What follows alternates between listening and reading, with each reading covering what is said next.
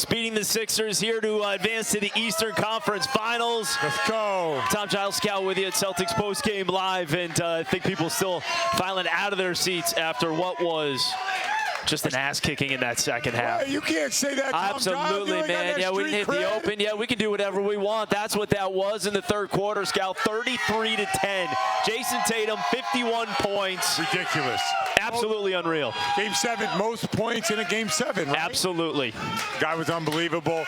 Listen, this is the Celtic team that we now know and love. The ups and the downs. That's just how we roll. But tonight, Tatum's night. It's amazing to even think 3 nights ago, a guy could go 1 for 14, have the ending, and then bounce back with 51 in a Game 7. So unbelievable. You take that 51, you add those 16 he had in the fourth quarter the other night, that is 67 points. No, they brought it. Oh, they absolutely brought it. The guard was absolutely, it was awesome. Jaylen Brown. You guys brought it. Yeah, he challenged the fans, and they responded. They were fantastic, and again, that third quarter, I mean, the Celtics, defensively, too, you know, to only give up 10 points in that third quarter. I mean, the whole game was right there. Like, in the third quarter, the separation, the defense. What was up with Philly? Like, what was, like, everything was, it's amazing that this thing went 7 games after watching what the third, look at these numbers. I mean, it's completely dominated, 33-10. Tatum outscores the entire Sixer team. It was unbelievable. All right, so again, the final score 112-88 as the Celtics take care of business in Game 7. More than take care of business. In the game, by the way, they were down 9 points in that second quarter and rallied to take the lead at the half, and then absolutely went berserk in the third quarter. All right, Celtics Postgame Live officially starts right now. Celtics Postgame Live is presented by your New England Ford dealers. Built for America. Built Ford proud. 15-3 is the Boston run. That broke the tie to put the Celtics up by 12. Here's Tatum. Stepping to his left. Good look at the three. Got another one. Man, I don't even know what fish grease is. That might be hot as whale grease, the way he's going right now. All right, Celtics get the win, 112-88 here against the Philadelphia 76ers. And really, is my stuff. This is my stuff right here. My stuff. My stuff.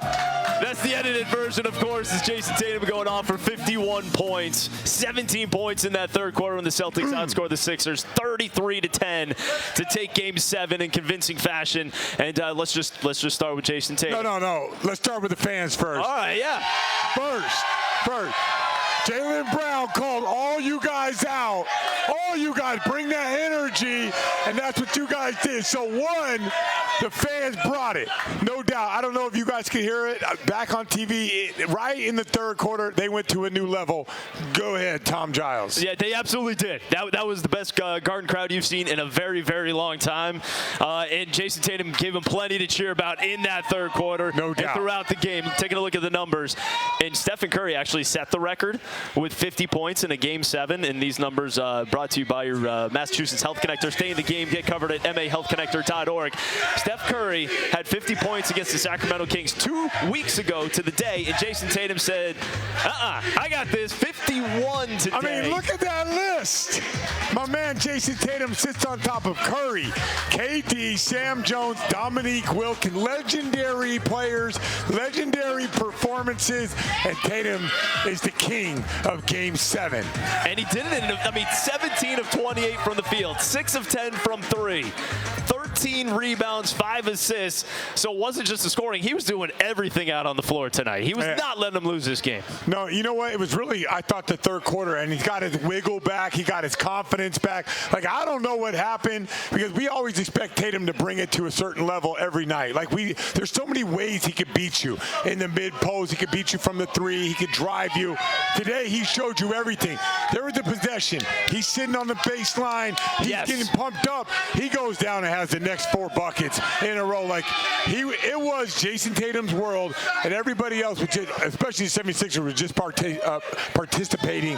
They were to be traffic cones out there. I know exactly what you were talking about. It was 70-58 at the time. They were only up by 12, and Al Horford was inbounding the ball. It was after Jaylen Brown got off his rim and it got deflected up. And Tatum starts clapping right in front of Al. No, it was Al Horford, really good defense on Embiid. Yes. And then Jaylen Brown got the ball, went out, they call the foul, boom, they come down. Jayson Tatum takes it to a new level. Was that the most emotion?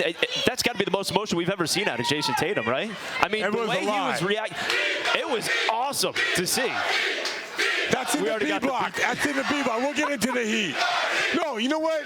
It was good to see that because then he backed it up with the game. Yeah. Like, I don't know, like, if you watch Game 6, you're watching him, you're like, man, like, come on, like, you got to get us through this. You're a star. You're an MVP. And he said, I'm humbly one of the best players in the world. Today, we understand why. And he doesn't have to say it today. I'll tell you what. He plays like this throughout like, he doesn't have to make the shots, but just his demeanor, we're going to be fine. And every time, too, he made a big shot there in the third quarter.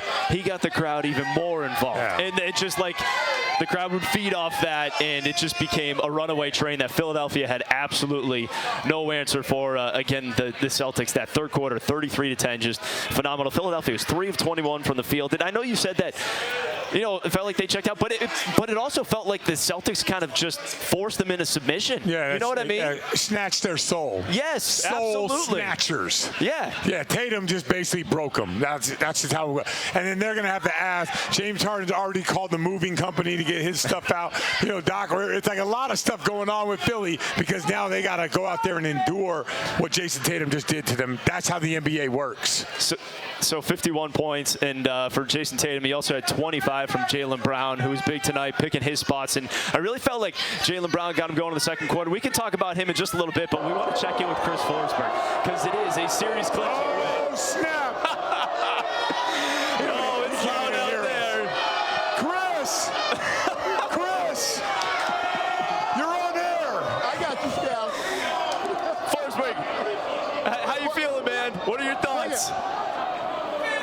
So, you guys know I haven't been out here after games this year, but this is like a party. Like, they got streets shut down. There's just people bouncing around everywhere, screaming, losing their minds. You got people dressed up like Batman. So, look, Celtics fans have been through a lot the last few weeks, right? A lot of grinding through games, a lot of difficult wins, a lot of ups and downs riding that roller coaster. Okay, beat the Heat. Let's go. Nice of the Celtics to make it easy on them. Make it easy on them for Game 7.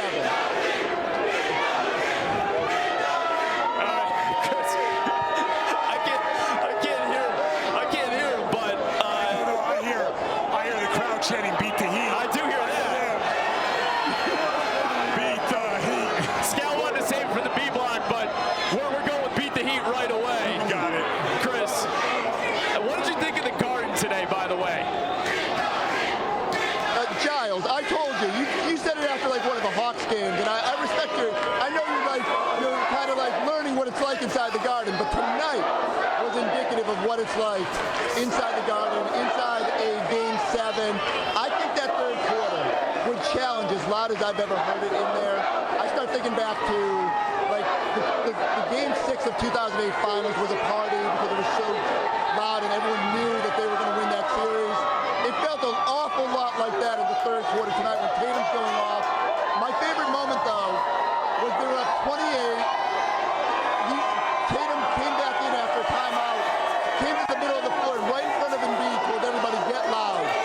He wanted that party to keep going all night long. And look, they deserved it after that effort. All right, if you can hear me, one more question for you. What did you think of Jayson Tatum tonight in the 51 points?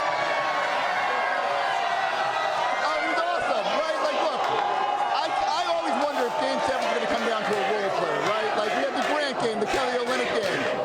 But in the ultimate moments, the superstars step up. And it was so neat to see Tatum, from the jump, engage. He knew this was a big moment.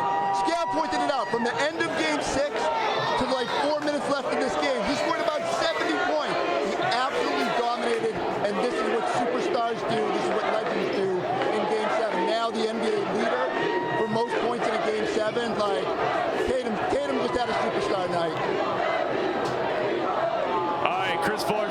so much. There's the guy that's working right now out there. He is putting it in. Chris, thank you. We'll be, I'm sure, hearing from him coming up later in the show. Now, though, we're going to send it back down to Abby standing by with Marcus Smart.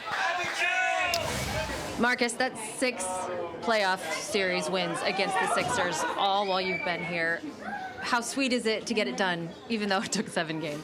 It's always sweet. You know, anytime you can be in the playoffs, get to go to a Game 7 and then close it out on your home court. It's always sweet, so we're happy. You know, we played against a really good team in Philly, got the MVP, rightfully so, deservingly, and they played hard. They pushed us to the brink, and you know, we came out to win today, but that's a great team we were playing today. Took control in the third quarter, held them to just 10 points the entire frame. How did you guys do that? Together. We just kept going no matter what. You know, the calls was getting, you know, we were fouling, we were still going, we was missing, we were still going, they were scoring, and we were still going. And that's the mentality we got to continue to have all the way out. 51 points for Jayson. That's the most in a Celtics franchise history in the postseason. When did you know it was going to be a very different game for him than Game 6? After Game 6. You know, he heard all the criticism. He heard all the talk. He know he didn't play well up to his standard. And like I said, and I said it before, he gets paid all the big bucks. Him and Jalen are superstars. This is what they do, and he showed that today. And then all the talk coming in around Joe, how much humility did he show throughout this series? Tremendously. Tremendous. There's a lot. I mean, you know, it was tremendously for me to see him be able to keep his composure, keep his poise, and for us to continue to go and continue to come out here and just stay with it. You know, that's all you can ask for in your coach, and we're proud of him. How long do you get to celebrate this before you look ahead to Miami? Tonight, that's it. This is after tonight. Once 12 o'clock hit, it's on to the next one. You know, we got a really, really, really good Miami team, and they've been playing balls to the wall, so we got to get ready. Marcus, thank you. Congratulations. Thank you.